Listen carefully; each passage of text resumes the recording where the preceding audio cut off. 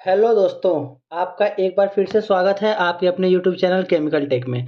तो दोस्तों, जैसा कि आप सब जानते हैं, जो हाल ही में इंडियन ऑयल कॉर्पोरेशन लिमिटेड में डिप्लोमा इंजीनियर्स के लिए जो वैकेंसी आई थी, उसका पेपर हुआ था सितंबर में। उसके पेपर के टेक्निकल पार्ट के बारे में हम डिस्कशन कर रहे हैं और जो क्वेश्चन है उसका एक्सप्लेनेशन कर रहे हैं। तो इस लेक्चर सीरीज में हमने 4 वीडियो पहले से अपलोड कर दिया है अपने चैनल पर।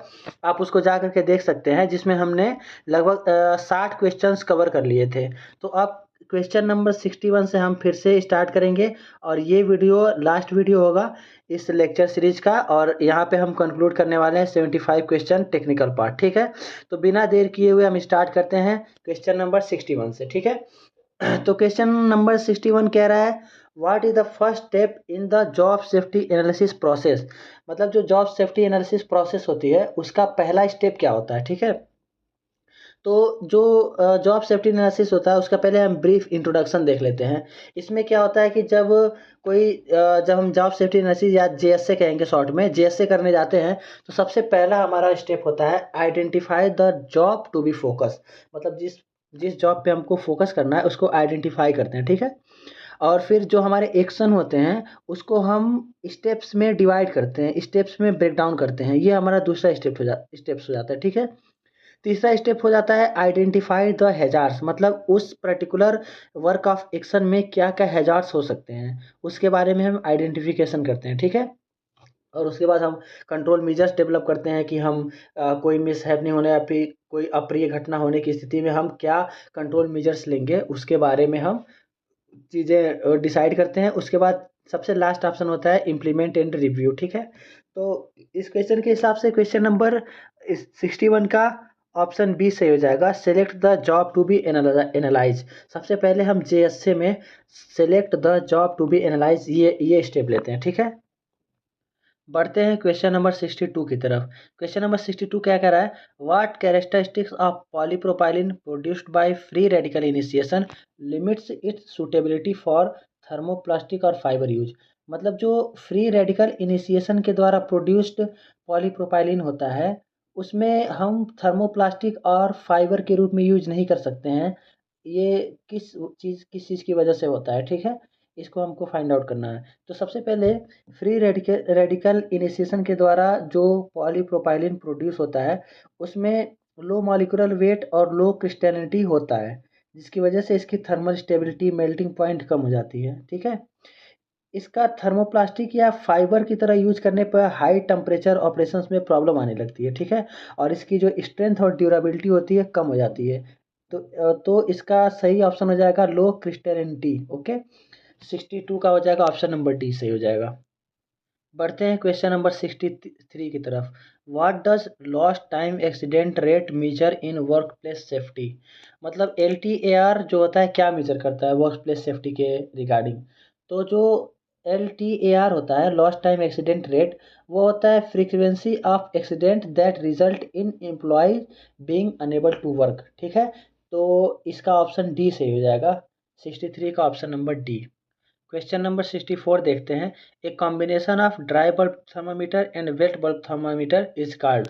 तो जो ड्राई बल्ब थर्मामीटर और वेट बल्ब थर्मामीटर दोनों के कॉम्बिनेशन से जो इक्विपमेंट हमारा बनाया गया रहता है, इंस्ट्रूमेंट जो हमारा बनाया गया रहता है, उसको साइक्रोमीटर कहते हैं। ठीक है, और psychrometer dry bulb thermometer and wet thermometer का कॉम्बिनेशन होता है, जिसकी सहायता से हम ड्राई बल्ब टेम्परेचर नाप लेते हैं, वेट बल्ब टेम्परेचर भी मेजर कर सकते हैं, ड्यू पॉइंट निकाल सकते हैं, रिलेटिव ह्यूमिडिटी और एब्सोल्यूट ह्यूमिडिटी भी हम निकाल सकते हैं। ठीक है, तो क्वेश्चन नंबर 64 का हो जाएगा ऑप्शन डी।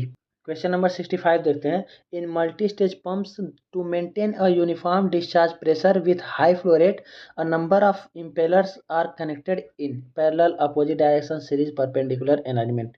तो मल्टी स्टेज पंप में इम्पेलर्स को अगर हम सीरीज में लगा देते हैं तो हाई फ्लो रेट के साथ साथ हायर डिस्चार्ज प्रेशर भी हमको मिलने लगता है। ठीक है, और हायर फ्लो रेट्स पर यूनिफॉर्म डिस्चार्ज प्रेशर भी मेंटेन रहता है।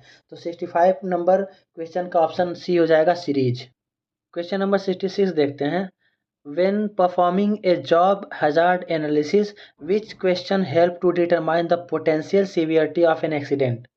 ठीक है, मतलब जॉब हजार्ड एनालिसिस में किस बात से हमें पता चलता है कि एक्सीडेंट की सीवियरिटी कितनी है। ठीक है, तो जेएचए के दौरान मतलब जॉब हैजार्ड एनालिसिस के दौरान किसी एक्सीडेंट या मिसहैपनिंग होने पर उसे उसके क्या-क्या कॉन्सिक्वेंसेस हो सकते हैं, इस बात से हमें एक्सीडेंट के पोटेंशियल सीवियरिटी का पता चलता है कि एक्सीडेंट कितना ज़्यादा हानिकारक है या कितना बड़े पैमाने पर उसके नुकसान हमें झेलने पड़ सकते हैं, ठीक है? तो क्वेश्चन नंबर 66 का सही ऑप्शन हो जाएगा what are the consequences, okay? Option B. Question number 67 देखते हैं। In an attempt to increase the flow from 250 to 300 GPM additional suction pressure is needed. If we increase the pressure by partially closing the back pressure control valve, this will quickly increase the pressure in the drum from 10 to 15 psig and the pressure at the suction of the pump from 15 to 20 psig. Which of the following changes will take place? Option A देखते हैं, the composition of the liquid becomes higher which reduces the vapour pressure. तो ये तो option गलत हो जाएगा क्योंकि liquid की कंपोजिशन पे कोई असर नहीं पड़ेगा। ऑप्शन बी देखते हैं, the suction pressure increase is accompanied by an equivalent increase in vapour pressure leaving the NPSH unchange. ये ऑप्शन सही हो जाएगा क्योंकि the suction pressure increase accompanied by equivalent increase in vapour pressure मतलब जो vapour pressure में increase होगा हमारा उसकी वजह से सक्शन प्रेशर इंक्रीज हो जाएगा और जो हमारा एनपीएसएच है वो अनचेंज हो जाएगा। तो क्वेश्चन नंबर 67 का ऑप्शन बी सही हो जाएगा। क्वेश्चन नंबर 68 देखते हैं। What is the key reason toluene is less useful than benzene for chemical synthesis despite despite its higher reactivity. मतलब टॉलुइन की हायर रिएक्टिविटी के बावजूद ये बेंजीन से कम यूजफुल क्यों होता है जहाँ पर हमें केमिकल सिंथेसिस की ज़रूरत पड़ती है। तो जो हालांकि टॉलुइन की रिएक्टिविटी हायर होती है फिर भी टॉलुइन का यूज़ करने पर कुछ पॉली सब्स्टिट्यूशन इश्यूज आ जाते हैं जैसे रिड्यूस सेलेक्टिविटी, इंक्रीज कॉम्प्लेक्सिटी, मतलब कि मल्टीपल प्रोडक्ट की फॉर्मेशन होने लगती है जिसका सेपरेशन हमको फर्दर बहुत कॉम्प्लेक्स हो जाता है, ठीक है? और हमारा डिजायर प्रोडक्ट की यील्ड डिक्रीज हो जाती है क्योंकि हमारा अनवांटेड प्रोडक्ट की फॉर्मेशन हो जाती है, ठीक है? तो ऑप्शन ए है टॉलुइन फॉर्म्स मोर पॉली सब्स्टिट्यूटेड प्रोडक्ट्स। तो ऑप्शन ए सही हो जाएगा 68 क्वेश्चन का।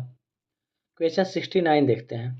विच advance technology for waste minimization in refineries focus on converting waste product into valuable by product through chemical processes.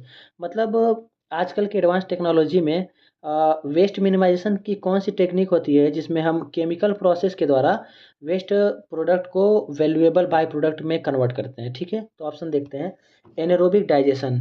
तो जो एनारोबिक डाइजेशन होता है यह मुख्यतः वेस्ट वाटर ट्रीटमेंट के लिए यूज किया जाता है, तो ये ऑप्शन तो गलत हो जाएगा।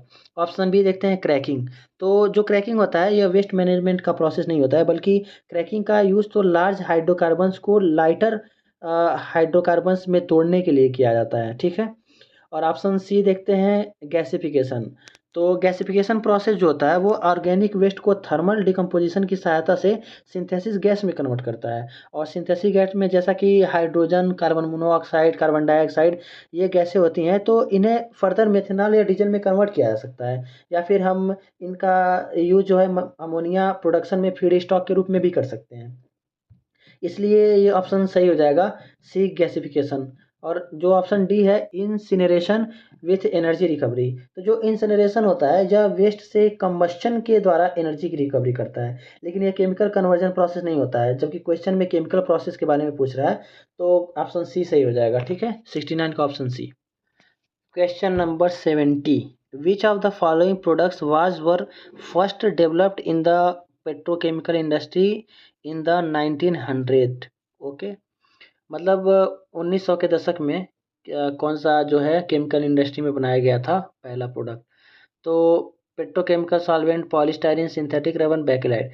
तो ऑप्शन सी में जो सिंथेटिक रबर दिया हुआ है तो 1909 में सर्जी लेबदेव और फ्रिट्ज हार्टमैन के द्वारा सिंथेटिक रबर प्रोड्यूस किया गया था, तो ये ऑप्शन सही हो जाएगा। हालांकि बेकेलाइट का प्रोडक्शन भी इसी टाइम पीरियड के आसपास हुआ था लेकिन अगर मोर प्रिसाइजली पूछ रहा है तो ऑप्शन सी सही हो जाएगा।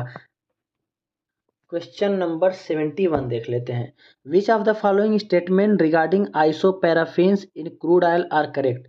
मतलब क्रूड ऑयल के बारे में 4 स्टेटमेंट्स दिए हुए हैं, इनमें कौन-कौन से सही हैं ये हमको फाइंड आउट करना है।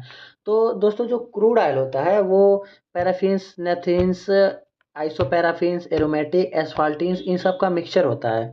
तो स्टेटमेंट 1 क्या कह रहा है? The 2,3 methyl derivatives are the most abundant, मतलब प्रचुर मात्रा में पाया जाता है 2 एंड 3 मेथिल। तो ये स्टेटमेंट तो सही है। The 4 methyl derivative is present in small amount, बिल्कुल सही है ये स्टेटमेंट भी, क्योंकि 4 मेथिल डेरिवेटिव जो होते हैं वो बहुत रेयर पाए जाते हैं क्रूड ऑयल में, ठीक है। और slightly branched paraffin predominate over highly branch materials, ये स्टेटमेंट भी सही हो जाएगा, क्योंकि क्रूड ऑयल में जो स्लाइटली ब्रांच पैराफिन्स होते हैं वो ज़्यादा मात्रा में रहते हैं, और बहुत कॉम्प्लेक्स हाईली ब्रांच मटेरियल्स होते हैं वो कम होते हैं।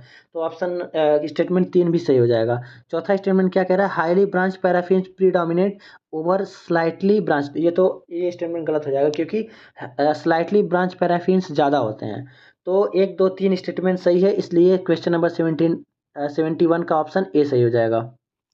दोस्तों अब क्वेश्चन नंबर 72 की तरफ पढ़ते हैं।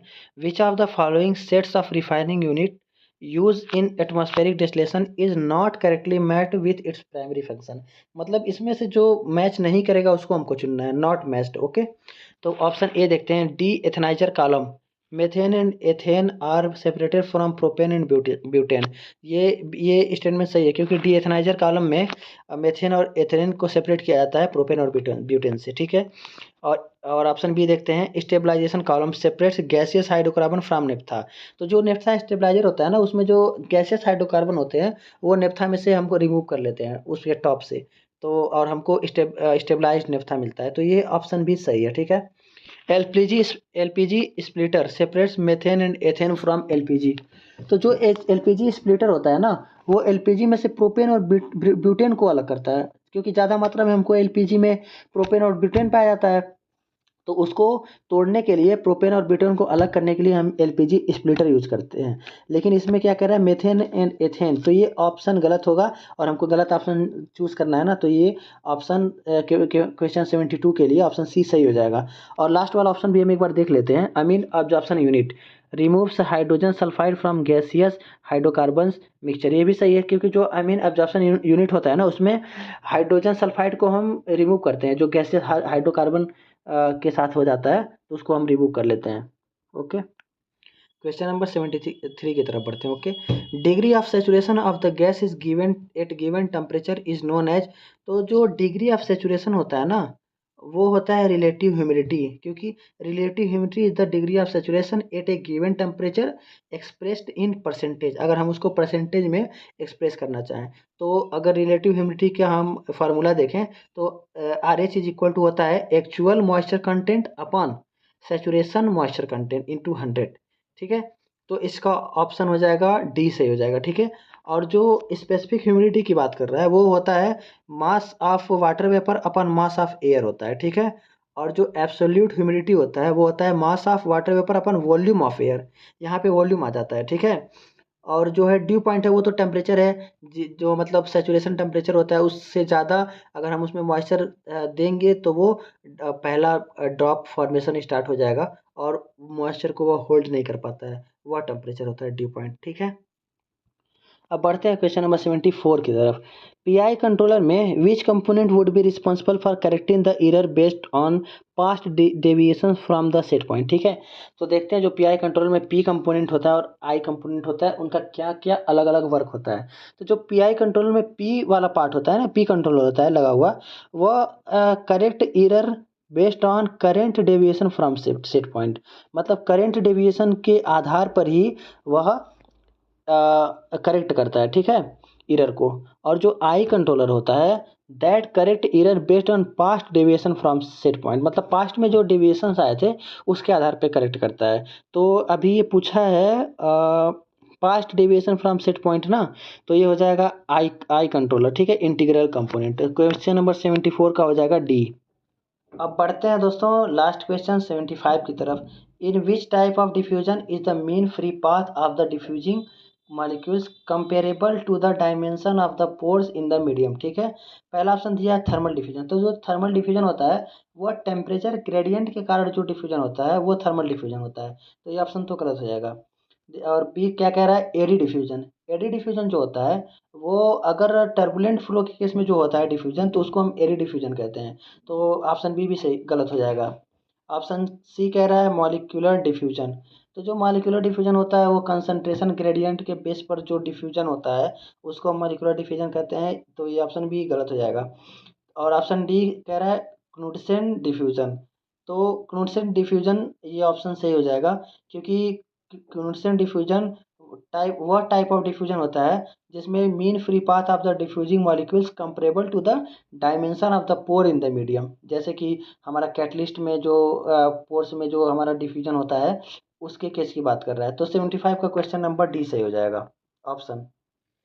तो दोस्तों जो इस क्वेश्चन पेपर का टेक्निकल पार्ट था वो हमने पूरी तरह से कवर कर लिया है। ऑल 75 क्वेश्चंस हमने डिस्कस कर लिए है। अब ये जो लेक्चर सीरीज हमारा चल रहा था, अब ये लेक्चर सीरीज हमारा यहीं पे समाप्त होता है, और ये पार्ट 5 था। इस लेक्चर सीरीज में टोटल 5 वीडियोस थे। अगर आपने पहले के वीडियोस नहीं देखे हैं तो उन्हें भी जाकर देखिए, और उसके बाद से अगर वो आपको पसंद आए तो हमारे चैनल को सब्सक्राइब करिए, क्योंकि इस तरह के और भी वीडियोस हम लाते रहेंगे और ट्यूटोरियल्स लाते रहेंगे। जैसे केमिकल इंजीनियरिंग के रिगार्डिंग जो हमारे मेन मेन टॉपिक्स हैं उनके बारे में भी हम वीडियोस बनाते रहते हैं। तो दोस्तों इस चैनल को सब्सक्राइब करें, बेल आइकन को दबा दें, ताकि हम जब भी कोई नया वीडियो अपलोड करें तो वो आप तक पहुंच जाए।